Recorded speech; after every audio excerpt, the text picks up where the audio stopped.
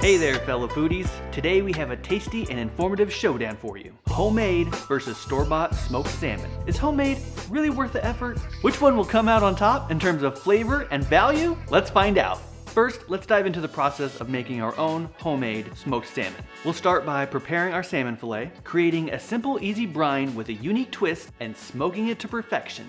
This DIY approach allows us to control all aspects of the process, from the types of wood chips that we use, all the way down to the seasoning. The brine recipe is super easy. It's 1 tablespoon each of kosher salt and dark brown sugar per pound of fish that we're using, plus 1 tablespoon of whole peppercorns. I keep a variety of rainbow peppercorns at home, but you can use regular black peppercorns. That will work as well. But I'm gonna add an ingredient for another layer of flavor and a bit of heat: dried Arbol chilies. The type of salmon you use can vary. My school of thought is this: you don't necessarily need to use an expensive, fancy, fresh, free-range cut of salmon.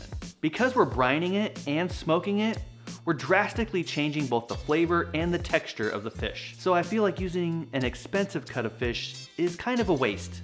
So feel free to use whatever you can get or a cheap alternative. If you don't agree with me, feel free to leave me a nastygram in the comments. I'm using a large fillet, about 3.8 pounds of farmed Atlantic salmon at $11.99 per pound. And if we weigh out all these ingredients, we can calculate dollars for the brine and dollars for the salmon, for a total of $0 per pound so far for the homemade version. The brine is totally simple to make. Just heat enough water to cover your fish in whatever container you're going to be using. I'm using a large Tupperware that holds 128 ounces. When the water starts to boil, you can turn off the heat, add the sugar, the salt, and the peppercorns, and dried chilies. Be sure to stir it thoroughly and dissolve all the sugar and salt. Let it stand and cool to room temperature. I know this may seem like adding more time to the process, but we're gonna brine this overnight, we're gonna smoke it the next day. This is already taking at least a day to do, so another hour or two isn't really that big a deal. You could use ice to cool it down, but then it would dilute the solution. I really wanna keep it as is. So whatever you do, just make sure it's cool before you add it to the fish. Also, it's a good idea to measure your fish to make sure it will fit in whatever container you're using. I would have liked to keep the fillet whole for aesthetics, but I didn't have a large enough container. You could also use a dry brine method and wrap it in plastic, but I feel like a wet brine is more conducive to smoking. When you use a dry brine, it draws out a lot of the moisture, enhancing the flavor of the fish.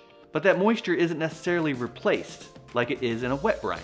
You really want to ensure that the salmon holds on to every bit of moisture as possible. Again, feel free to disagree with me and leave your thoughts in the comments below. Perhaps we can do Battle of the Brines on a future episode. So now we're going to let this brine overnight and we'll start again in the morning.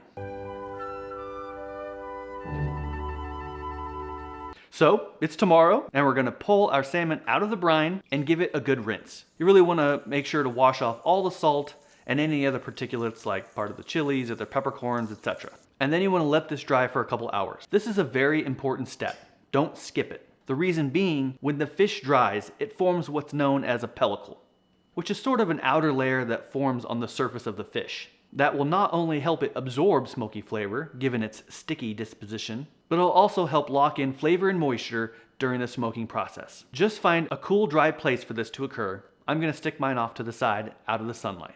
Don't worry about any microbes and such. It's fully cured now, so the likelihood of any foodborne critters is very, very low. But here's a disclaimer just in case. While we're waiting for the pellicle to form, I'm gonna prep the grill and the wood chips. There's a lot of controversy out there about soaking wood chips versus not. I like to soak them so that they last longer, but more importantly, so that they burn longer and at a lower temperature. You really want a slow, steady smolder of whatever fuel you're using. If you have a smoker, awesome, use it. If you're a person of simple methods like myself, you see, I'm a guy of simple taste. Or if you tell yourself that you like to do things old school and make your life extraordinarily difficult in an effort to attain a snooty level of self-righteousness, then I'm gonna show you how to do this in a standard Weber grill. Really, the trick is all about airflow. You want to ensure that your air vents are closed off a bit. An easy way to do this is to use a pencil or similar implement to measure the gap in the air vent. Then I'll use some lump charcoal and my gas starter to get these going. We don't need a lot. Remember, we just want a slow and low smolder. And about 7 to 8 ounces is all you need. You really should use natural wood when smoking to enhance the flavor, but you could use regular charcoal briquettes in a pinch. Just make sure they're not infused with any kind of lighter fluid. Those will burn way too hot and fast, and they'll put off funky flavors. and that's just no bueno. Okay, as you can see, we've got a nice shiny pellicle, so we know the fish is ready. We're aiming for an internal temperature of the fish between 140 and 150 degrees, so you really don't want your grill any hotter than 180 to 200. You might have to watch this for a bit in the beginning and adjust the vents as needed, but generally this works without much intervention and takes about 2 to 3 hours. If you've got a meat probe, now's the time for it. But I'm going to eyeball this and use intuition because I'm better than you. While the fish is smoking, I'm going to make the glaze. Today's glaze is brought to you by Dr. Dewey Stevens. I'm making a Chipotle balsamic glaze. We're going to start with 1 Chipotle pepper in adobo sauce and a few tablespoons of black cherry balsamic vinegar. This vinegar is so delicious, I could almost drink it by itself. It adds a sweetness to the glaze. But if you don't have this, just use regular balsamic. But I would add a little honey or maple syrup to balance out the acidity. Also 1 clove of garlic, and then blend it until smooth. But if you don't want to go through the hassle of all this, you could totally just use plain honey or maple syrup. I've done a honey mustard glaze in the past, and that works quite well. As you can see, we're coming along nicely. You might notice this white stuff that starts to appear on the surface of the fish. It's called albumin, and it's totally normal. But it also can be used as an indicator to let you know how it's going. If you see a lot, it means your grill's too hot and the fish is cooking too fast and too high and runs the risk of being overcooked. A small amount is fine and quite normal. When you've got about 30 minutes left, I like to brush on the glaze so that it has time to bake in. Take it off the grill and let it rest another 30 minutes or so. While it's resting, I'm going to make a dipping sauce, which is also super easy. Some mascarpone, sour cream, chopped cilantro, and both lime zest and juice. Whip it until it's nice and creamy. Now let's take a look at the store-bought salmon. There were a few different versions available at my local grocery store, but I picked this one because I felt like this was the closest comparison to what I was making at home. Okay, it's time for the moment of truth. We'll conduct a blind taste test with our guests to compare flavor, texture, and overall quality of the homemade salmon versus the store-bought salmon. Our panel of judges will rate each of them based on their preferences. This one has some sort of gooiness going on I didn't enjoy. This one tastes fresher. Not quite as set in, smoky.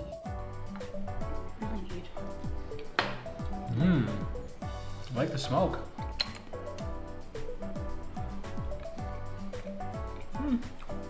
Less smoky. I like the smokier one better. This one seems a bit drier, which is okay. I like my fish a little dry. They're both pretty good. I'd eat them both. That's good. It's moist, it's tasty, it tastes fresh. This is hard. I actually don't know which one is yours. I would eat both of them. This is very nice and moist. And the results are in. Our judges have spoken. Now that our taste testers have weighed in, let's talk about cost. We've broken down the expenses involved in making homemade smoked salmon, including the price of the salmon, the brine, the charcoal, wood chips, etc. Is making your own smoked salmon more budget friendly or not?